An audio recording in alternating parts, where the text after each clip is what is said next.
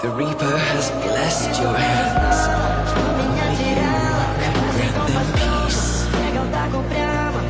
Watching people leave this world again and again, it must be lonely for you. I hate these icy hands.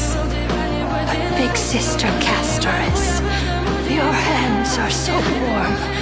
So go on, don't hold back. Give me a warm hug.